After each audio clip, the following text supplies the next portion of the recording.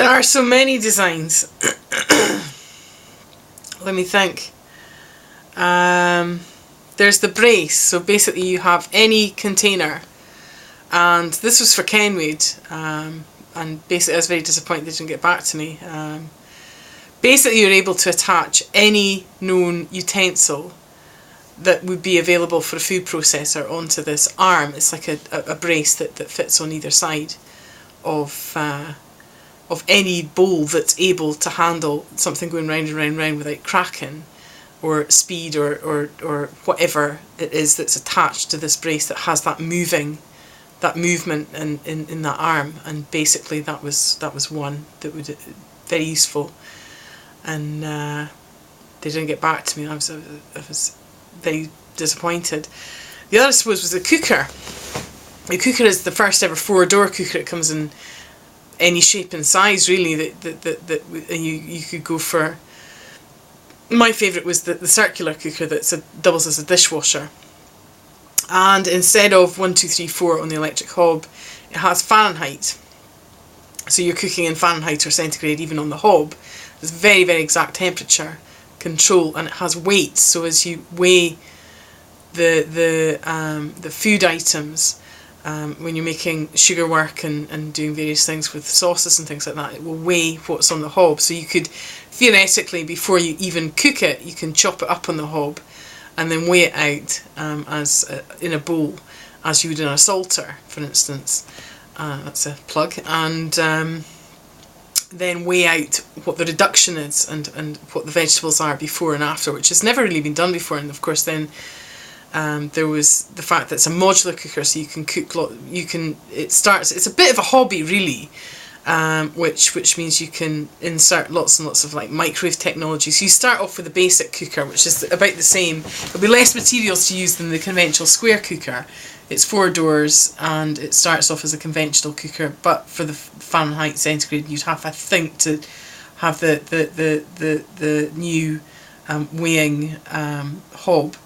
And you can fit in a dishwasher, so everything's cooled off, or you want it to cool off very quickly, or there's a fire or something, and the dishwasher will cool everything down very quickly and then wash the inside of the cooker with all the dishes in it as well. So I thought that was kind of neat. And you can insert a microwave to it, a steamer. I designed a kind of I forget the name of it. It's what you Rossiter. So basically, it's the same, the same kind of idea as a Christmas candle. The one you put the candle under and it spins. The heat convection is what turns the thing, and it you can fit it in like a brace that goes in the side, or you can fit it in the bottom so it stands up and it will just turn in a conventional oven. And I really liked that idea. And then I came out with obviously, did I say a steamer? I think I did. And if that's connected up to the mains for the dishwasher, that's not too difficult. Then I designed the eyelet bar to go round it. So basically it's an eye but without the corners, and it means that there's access from both sides. And in a restaurant I thought this would be very good because it surrounds the cooker.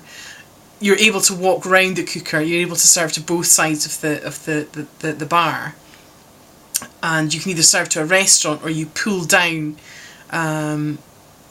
benches and things which attach to either side of the bar, and you serve to the people. So for things like doing a show or something, or just having friends around, it's very, very space effective way to design the interior of a kitchen. And again, you're saving all that space. You've got all that you'll never be stretching for pans. You'll never be having to work round somebody to get to the cooker because all those doors, and you will always be able to serve to both sides rather than having to lump everything to a table sort of thing. So I thought that was quite good.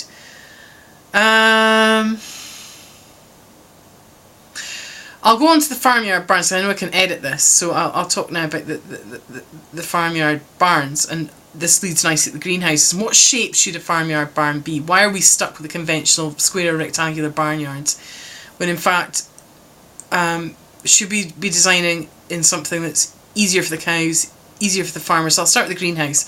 The greenhouse was designed in a circular shape, with an inverted cone roof. So basically, the water runs into the rainfall runs into the roof and is fed down into the greenhouse. And the idea was that the door pops in and pops out and has bristles on it. So that again, that's hollow, and that is fed by rainfall, which is then heated by sun. And then it spins, the roof will spin, and it will then distribute all the water to the rest of the garden as well when it's full at a certain time, or maybe a certain temperature and things or there's been a certain length of time in no rainfall or whatever, and all this is collected and it just spins somehow. I've still to work out how to do that, but that will then spray the rest of the garden and feed the plants inside. And the idea was that the door popped in and out, and it would then brush and scrub the inside of the greenhouse and the outside as well, and clean it. And this leads nicely actually to the saddle tack cleaning, which instruments of retribution really for all those hours I used to have to spend cleaning tack. And basically it's just a cover that will fit over the tack very, very tightly, and it has bristles on the inside as well, and it fills up the fluids that you need to clean it, and then you switch it on and it vibrates. Imagine the fun you could have if you kept it on and went riding. All those books I used to read. My goodness me. Well, this would have been about a book, but it's coming out on film. Wow, aren't you delighted with the look at me? But basically, you could do the same with shoes, you could do the same with car steering wheels if they're really expensive leather ones, and anything that needs polish and you feel it's a pain in the neck to do it, you just get something that will fit over it like a skin, and then fill it with the cleaning fluid and get the technique right and get it to oscillate, and which is exactly how I designed the toothbrush. Exactly why I designed the toothbrush like that is it saves an awful lot of trouble and gets to places that no other vibrator has ever been. So now, what else was there? There have been so many. Let me think. We're back to the barnyard. So basically I figured in infinity pools for the barnyard roof, and it's all heated by silage. It's a silage power system. So you take the silage into a containment area, and that will create up to 100 degrees, and that will heat the entire farm. And if there was a way to convert heat into energy, would it create electricity? Well, I don't know. Possibly. So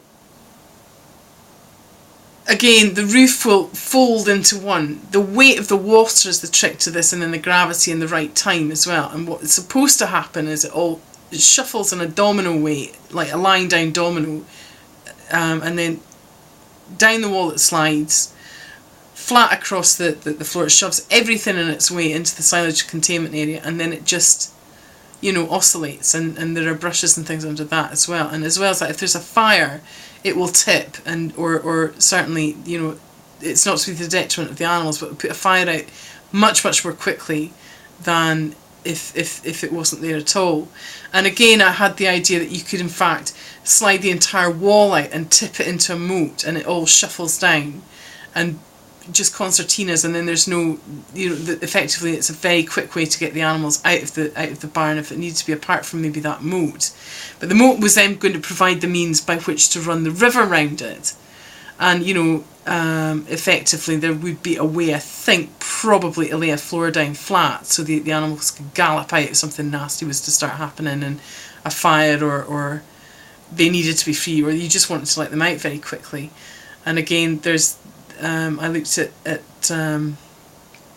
pop in, pop out door that will slide along and clean the walls, and the means by which to lift stalls up for cleaning, so that the roof comes down, the stalls go up, and that was the other way. Am I done? I think I'm done. Wow.